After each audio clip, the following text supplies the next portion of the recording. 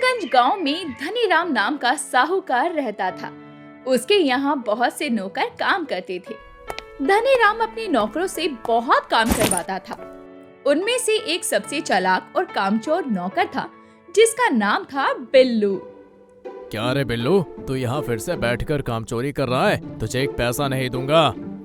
नहीं मालिक, मैं तो बस अभी बैठा हूँ सांस लेने के लिए। मैं तो सुबह से काम में लगा हुआ हूँ और मेहनत से अपना काम कर रहा हूँ।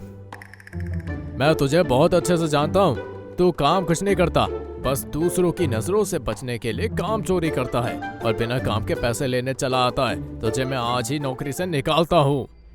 मालिक, मुझे माफ कर दीजिए। अब मैं कभी काम चोरी नहीं करूँगा, मेहनत से काम करूँगा। बस एक मौका दे दीजिए। मैं पहले ही तेरी वजह से बहुत नुकसान झेल चुका हूँ, पर अब नहीं। नहीं मालिक, दया कीजिए, एक मौका दे दीजिए। मैं भूखा मर जाऊंगा। ठीक है, मैं तुझे आखिरी मौका दे रहा हूँ। अगर अब तुमने काम चोरी की तो मैं तुरंत काम से निकाल दूंगा। बिल्लू धनीराम की फटकार से अंदर ही अंदर बहुत ज्यादा गुस्सा हो जाता है और धनीराम से बदला लेने के लिए उसके यहाँ चोरी करने की योजना बनाता है और अपने 3 दोस्त रघु, छवि और मंगू को साथ में लेता है। और वो तीनों भी बिल्लू की तरह कामचोर थे। देखो भाई, धनीराम ने मेरी बहुत बेइज्जती की है। मैं उसे ऐसा सबक सिखाना चाहता हूँ कि वो जिंदगी भर याद रखे। पर कैसे? हाँ, धनीराम बहुत चालाक आदमी है। उसकी दुकान में तिजोरी भी बहुत मजबूत है। अगर पकड़े गए तो? बिल्लू ने मुस्कुराते हुए कहा। पकड़े जाएंगे नहीं, क्योंकि ये काम हम इंसानों की तरह नहीं बल्कि गधे की मदद से करेंगे। तीनों दोस्त चौंक गए। गधा? और भाई, गधे से चोरी कैसे होगी? बिल्लू चोरी की योजना अपने दोस्तों को बताता है, कैसे वो लोग चोरी करेंगे और सारा सामान गधे की पीठ पर लाद के वहाँ से निकल जाएंगे। बात तो तेरी ठीक है, लेकिन हमें ये काम बहुत सावधानी से करना पड़ेगा। हाँ बिल्कुल, हमें चौकीदार को भी चकमा देना होगा। रात के अंधेरे में बिल्लू और उसके दोस्त एक गधा लेकर धनीराम की दुकान के पीछे पहुँचे।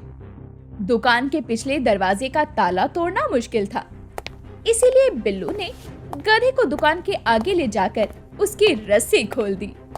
गधा दुकान के आगे बंधे अनाज के बोरों की खुशबू सूंघकर अंदर घुस गया और हलचल मचाने लगा।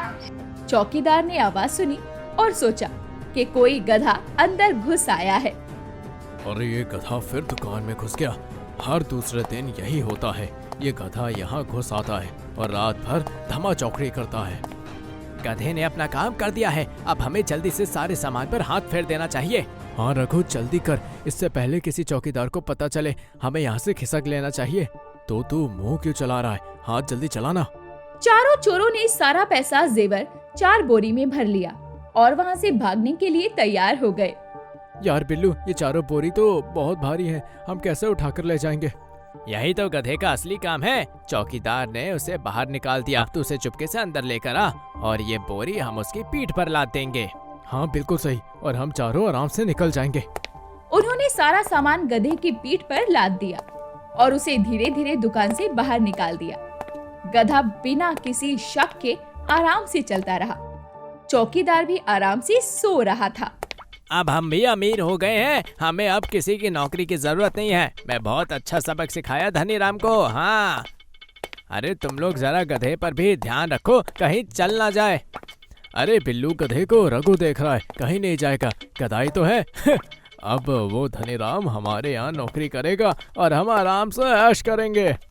भाई बिल्लू, मान गए तेरे को। क्या सबक सिखाया धनीराम को, बेचारा जिंदगी भर याद रखेगा। ओ छवि, जरा गधे का ध्यान रखना, कहीं चला ना जाए। उसे मुझसे पंगा नहीं लेना चाहिए था। सबके सामने उसने मेरी बेइज्जती करके अच्छा नहीं किया। ऐसा सबक सिखाया है उसे, वो सारी जिंदगी मुझे याद रखेगा। अब यहाँ से दूर निकल चलो, वरना किसी ने देख लिया तो हम पे मुसीबत आ जाएगी। वो चारों चोर अपनी की हुई चोरी पर खुश होते हुए बातें करते हुए जंगल में चलते जाते हैं, लेकिन उनमें से किसी का ध्यान गधे पर नहीं जाता, क्योंकि वो चारों ही कामचोर थे और एक दूसरे को गधे का ध्यान रखने के लिए कह रहे थे। अरे गधा कहाँ चला गया? अरे अभी तो यही था, आगे आगे चल रहा था। अभी मेरे आगे ही तो था, कहाँ गया? थोड़ी देर पहले यही देखा था मैंने। मैंने तो उससे अभी लात भी मारी थी। तुमने अगर थोड़ी देर पहले देखा तो कहाँ चले गया वो गधे का बच्चा? ढूंढो उसे, वरना हम सब बड़ी मुसीबत में पड़ जाएंगे। हमारा सब किया कराया मिट्टी में चला जाएगा। तुम तीनों किसी काम के नहीं हो। मैंने बेकार में ही तुमको अपनी योजना में शामिल कर लिया। तुम इसके जिम्मेदार हमें क्यों बना रहे हो? हमारी क्या गलती है इसमें? हम भी तो तुम्हारे साथ ही चल रहे थे। यह सब तुम तीनों की वजह से हुआ है। मैं शुरुआत से ही तीनों से कह रहा था कि गधे का ध्यान रखो, कहीं उधर उधर ना चला जाए। देखो अब चला गया ना। बिल्लू, इसमें केवल तीनों की नहीं तुम्हारी भी गलती है जितनी हमारी है, क्योंकि तुम भी हम सबके साथ ही चल रहे थे और हमसे ध्यान देने के लिए कह रहे थे, तो तुम खुद भी तो गधे का ध्यान रख सकते थे। अब ये समय आपस में झगड़ने का नहीं है। उस गधे को ढूंढो जल्दी से, कहीं वो ज्यादा दूर न चला गया हो, वरना हमारी मेहनत बेकार हो जाएगी और गांव में चोरों का इल्जाम भी हम पर पड़ जाएगा। वो चारों चोर आपस में लड़ते रहे और वो गधा घूमकर वापस अपने गांव को चला गया और इस साहूकार धनी राम के घर के आगे जाकर जोर जोर से चिल्लाने लगा। अरे ये हमारा कच्चू इतनी तेज तेज क्यों चिल्ला रहा है? अभी देखता हूँ मालिक, पता नहीं इस रात में क्या हो गया, इतनी तेज तेज क्यों रात में चिल्ला रहा है। देखो जरा उसे फिर से चौकीदार ने मारा तो नहीं? कच्चू अक्सर रात में अनाज के गोदाम में घुस जाता है और चौकीदार वहाँ से उसे मार के भगाता है। जब धनी राम बाहर आकर देखते हैं तो वो गधा अपनी पीठ पर 4 बोरियां लादे हुए खड़ा था, जिसमें सारे कीमती जेवरात और रुपए भरे हुए थे।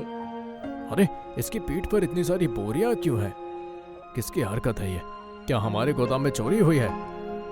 हाँ मालिक, गोदाम में चोरी हो गई है। ये गधा आज फिर से गोदाम में घुस गया था अनाज खाने के लिए, लेकिन मैंने इसे बाहर निकाल दिया था। लेकिन ये चोरी कैसे हुई मुझे नहीं पता। धनी राम को जरा देर भी नहीं लगी ये समझते हुए कि ये चोरी किसने की है, और तब तक वो चारों चोर भी गधे की आवाज का पीछा करते करते वहाँ पहुँच गए। अच्छा हुआ जो तुम लोग इस गधे का पीछा करते करते खुद ही यहाँ आ गए।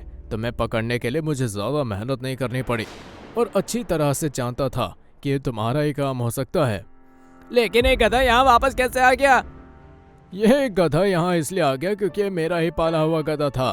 तुम्हें इस बात का पता नहीं था और तुमने इस गधे गज्जू को अपनी चोरी में शामिल कर लिया। लेकिन ये मेरा पाला हुआ वफादार गज्जू गधा है जो मेरी मेहनत का पैसा लेकर मेरे पास वापस आ गया और तुम चोरों की अपनी करने की सजा दिलवाई। इस कहानी में मूर्ख गधा समझदार है और वफादार निकला, और वो चारों मूर्ख चोर जो खुद को होशियार समझ रहे थे, वो अपनी मूर्खता का शिकार हुए। अगर आपको हमारी ये वीडियो अच्छी लगी हो तो वीडियो को लाइक और चैनल को सब्सक्राइब जरूर करें और अपने दोस्तों को शेयर करना ना भूलें। साथ ही बेल आइकन प्रेस करें